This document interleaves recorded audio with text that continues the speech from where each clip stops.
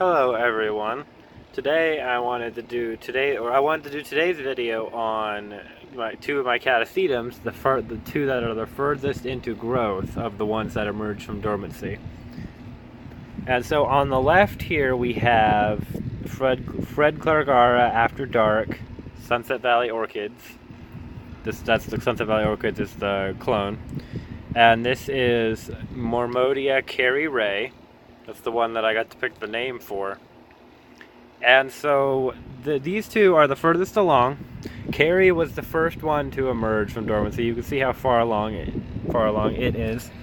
If you look down in there, you can't see too much because the roots have already most of the roots have already buried themselves deep in. Like they're already like at least 3/4 of the way down the pot.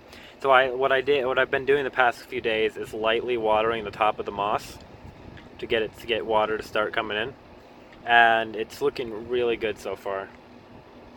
Look at that. And so that's the picture of the flowers that was on it. It's a really fantastic plant.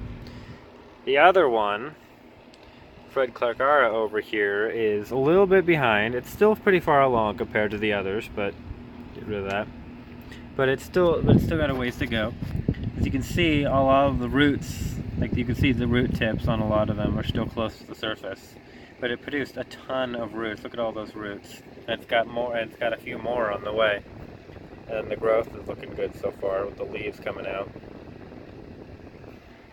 This one will probably be a bit faster because it's catching up quickly to Carrie, but Carrie's still gonna take its time. So these two, since they're on there, this one hasn't been watered too much yet. I lightly misted the top of the moss yesterday or so, but I still got a ways to go on it before I want to start watering it like I am with Carrie. Meanwhile, Carrie, like I said, the moss is still actually very lightly moist, damp, and the growth looking good. Nice, it's getting nice and big already. The previous bulb it's coming off of is not shriveled, which is nice. The two oldest ones are, but that's natural. It's normal, expected. Should no problem bloom once this growth matures in the fall. By the fall, but yeah, we'll see what happens there. The others are just up there in the corner. The black pearl behind Millennium Magic here is just starting to emerge and emerge with some roots as well. But these two are the furthest along. They started getting watering. Now what I do is I wait for the roots to get at least 4 inches long or so. Or not for like 3 inches long, and the leaves start to unfurl, and then I start lightly misting the media and so giving it a little bit of water, making sure the roots are taking up water by changing colors. Oops, keep falling over. And so that's how I handle them coming out of dormancy. They get a light mist first. They get misted lightly to the top of the media.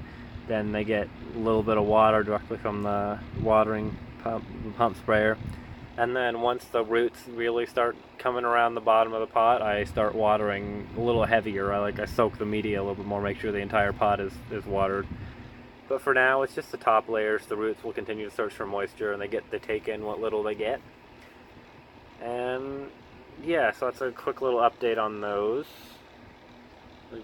Sorry, they're right on track. The other two, the Dragon's Glade and Millennium Magic, were super early, but these two are right on track, and they should be ready to go, with a bulb probably by August, and then they'll be dormant by October, hopefully, and hopefully in spike by that point.